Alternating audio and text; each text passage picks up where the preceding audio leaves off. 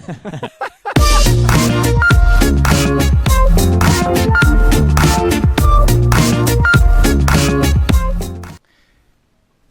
everybody, welcome back to another vlog. It is a beautiful day out in sunny western Colorado. Just chilling here in the yard. As you can see, it's pretty quiet end of the day. And yeah, we're just working out here. Today's video is kind of quick. I'm going to kind of give you guys an overview of this is a diesel GEEK styled steel skid plate, and this is kind of what it looks like right here. Pretty much there's holes for your bolts here, here, here, here, and here. You got some vent deals. This is off of a site called dieselgeek.com. I will include the link in the description. It's all for TDIs, A4s, wagons, and pretty much any other car you need a skid plate for, specifically mostly Audis, VWs, Passats, TDIs, and so on. But this was originally off this car, and I'm going to show you guys here underneath. This is where it kind of goes in this area, covers the whole entire from here all the way to the other side of the car over there. And basically, I'm going to show you guys kind of how to put it up. It's pretty straightforward. You pretty much just have a bolt, another bolt with a washer, these three little clip deals that just do it they're like a quarter turn, put them in kind of like a Zeus fitting for an airplane. And so I'm going to kind of give you guys an idea of how that goes in. And it's a pretty straightforward install, even though it is just me and it's heavy. So we're going to see how this goes. Anyways, I'll get this thing set up and let's get going. Okay, we're back. Now, as usual, safety first, jacks, or as I do, you can use gigantic oversized car rims, which I guess are as safe as jacks, give or take. Just, I'm not under the car specifically, so I'm fairly safe.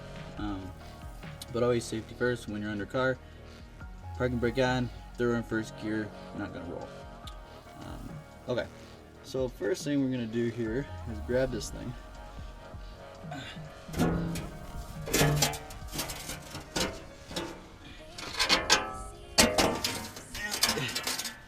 It's probably gonna be a little noisy first, but basically you've got wheels of this thing right up under here, just like so. This is pretty much how it sits, and I'll do a better view here once I get it kind of set up. But you kind of just have to line it up with your bolts here and here, and make sure you have one at the ready. I'm not really in the best spot to be doing this, but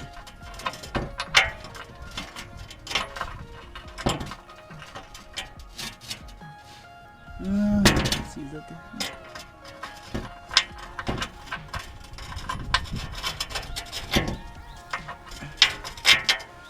and notice I don't have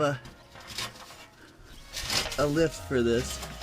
I'm actually doing this the hardest way possible.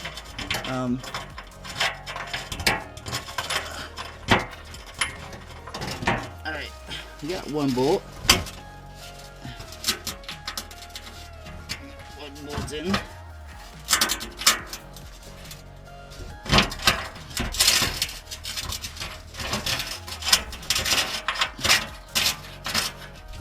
Now, I'll get another bolt in here and I'll show you guys kind of how it all kind of goes in here.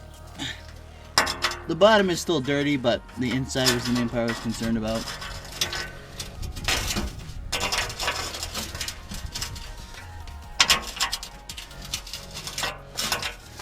Where's our piece here?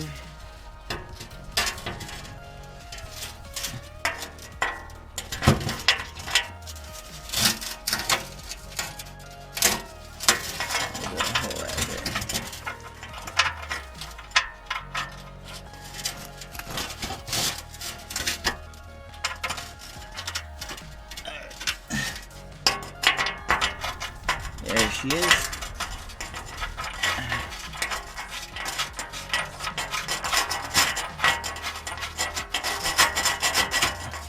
Now, once you get it sawed, you can grab an impact, a wrench, you're set, you know, what you're gonna have to do, and you can get this thing drilled up here so it's tight.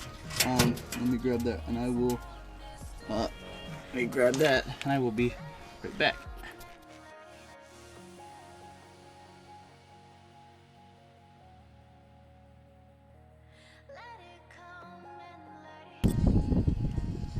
Okay, I figured I'd show you guys real quick here. The other ones go right down here on this end, and these are gonna go, you can see this, they go right up here. And I've got, I think, one, let's see here. Groundwork is terrible, especially when you don't have a lift. So this other clip here, these other two I think are gonna go down this end.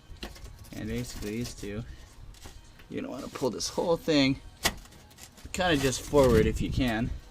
And using your screwdriver here, flat end, you're gonna take and slide this thing in there. At least I think. Let's see, maybe it goes down here.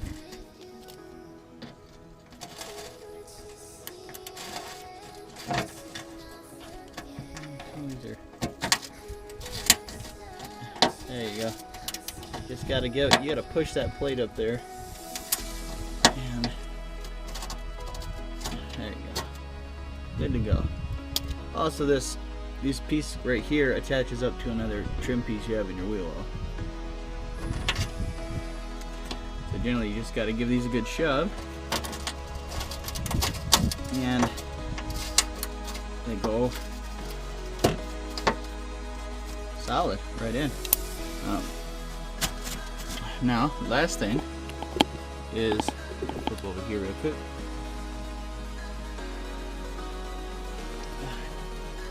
Last thing we're gonna do is just tighten down the rest of this with our trusty torque wrench, and we are good to go.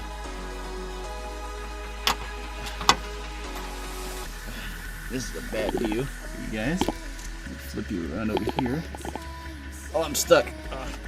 I'm stuck. Whew. And basically just there. Sorry about the volume, but there you go. And that's about it. Solid as a rock. No.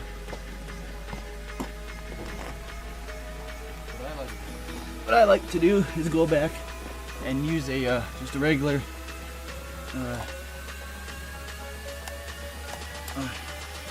wrench here, 3/8, and just check these real quick. You don't want your skid plate to fall off while you're driving on the road, because that would suck. And just torque it a little bit. No real torque values meant for this. Just don't hit yourself in the face. Like that. Sorry, that was probably ghetto. Sorry about that. And that's pretty much it. And solid. This thing has sorry about that. This thing has saved me from a lot of grief since I bought this car. In terms of slamming on the ground. You know, I'm going to college in it's pretty jankety. And the roads, obviously, for some reason, have huge dips. When you try to do pull-offs, it's just horrible. So, the skid plate has saved me a lot. But, anyways, car's leaking on me. That's pretty much how you install a skid plate on one of these deals. Oh, cut myself off there. Anyways, yeah, that's pretty much it. I'm so used to hard to tell a wide angle on these GoPros. Anyways, but that's pretty much it. Pretty straightforward. I'll include the link for GEEK in the description below, in the comments, and in the description. And if you guys like this video, you know, let me know what you guys think. And next time I'll be digging into a fuel filter replacement, and we'll be digging into a rear differential synthetic gear fluid oil change, or fluid change. Anyways, hope you guys liked the video, and as always, I'll catch you guys later.